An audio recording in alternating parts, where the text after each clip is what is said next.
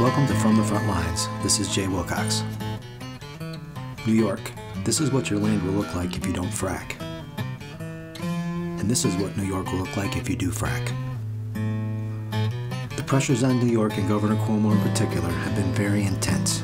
The gas lobby is running a full-court press to expedite fracking. But wait, it appears that a major scandal is brewing at the Capitol. Lawrence Schwartz, Governor Cuomo's secretary, has stock in the same gas companies that are lobbying Albany. He appears to have cleared the gas company's way into the inner circle of the Cuomo administration. Secretary Schwartz facilitated numerous backroom meetings between industry lobbyists and officials from the Cuomo administration. Is there possibly a conflict of interest here? Mr. Schwartz was going to make money on this deal.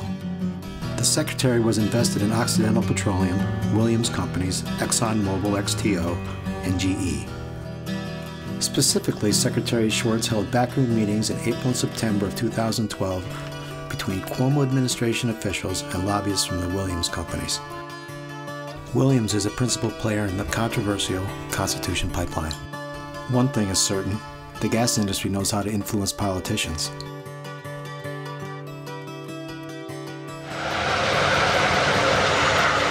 Kerosene, benzene, urea, toluene. How many of those can I feed my toddler?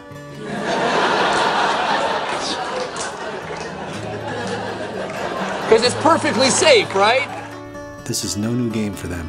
They're pros. Look at Pennsylvania. They're fracking like crazy, and the state cut their DEP in half. Fact is that Pennsylvania is 3 years into a 30-year large-scale industrial development. But they're drilling them at the rate of 4 to 5 per day, and the rate at which they're being drilled is increasing. The industry intends to drill between 3,000 and 5,000 wells per year for the next 30 years in Pennsylvania, and if they get their way, in New York. Their governor, Tom Corbett, well, he received $1.8 million from the gas lobby. It's the Wild West. Politicians think it's fine for gases to regulate themselves. They don't even have to disclose what kind of chemicals they're putting in the ground. Who lets the fox guard the henhouse? Last month, I was in Albany to film the New York State Assembly public hearing on hydrofracking.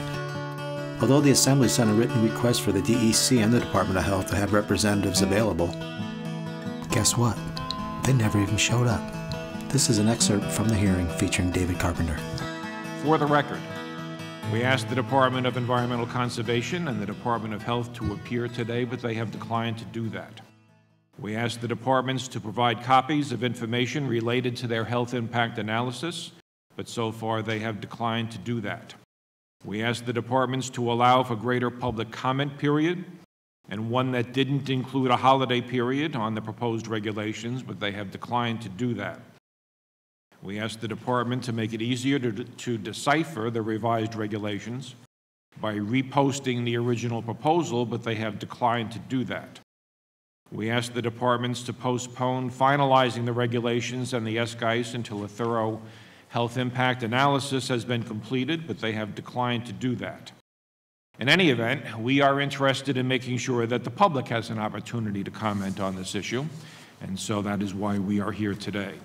Next is David O. Carpenter, MD, Director, Institute for Health and the Environment, SUNY Albany. Just by background, I'm a professor of environmental health sciences.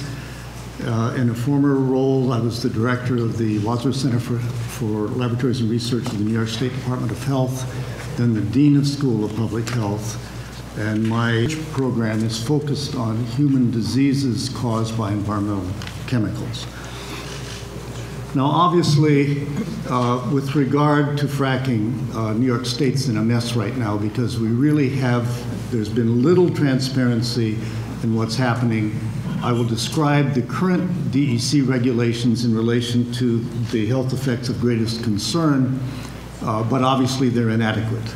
And I will say they are grossly inadequate, which is why we have other things happening, but of course I don't have access to all of that information. I must say I'm skeptical because of the lack of transparency.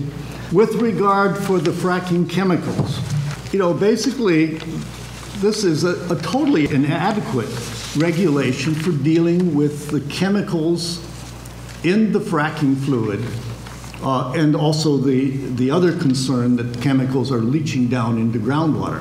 One of the big issues here is we have almost no federal regulations. Fracking is too recent.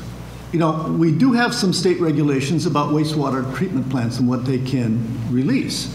It doesn't cover most of the things that are going to be in these fracking fluids. You know, I think all of us understand the importance of economic development. All of us understand also that natural gas is a much cleaner fuel than coal. And we are all anxious to be as relieved as possible from dependence on Middle Eastern oil.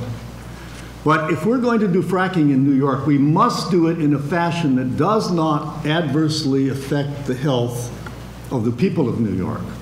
Of greatest concern are the local residents, but this is of concern for all of us, because if we increase the radioactivity in our lakes, rivers, and streams, in our drinking water, if we increase the contamination of the air with volatile organics, and if we have these chemicals which aren't even identified yet, some of which we don't even know what the health effects are, but many of which we know are known carcinogens and dangerous agents, then we are not adequately protecting the health of the people of New York. Thank you very much.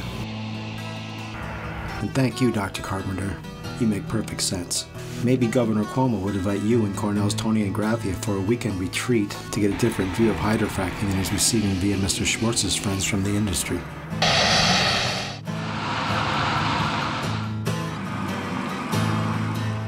This is Jay Wilcox, reporting from the gas fields, and you've been watching From the Front Line.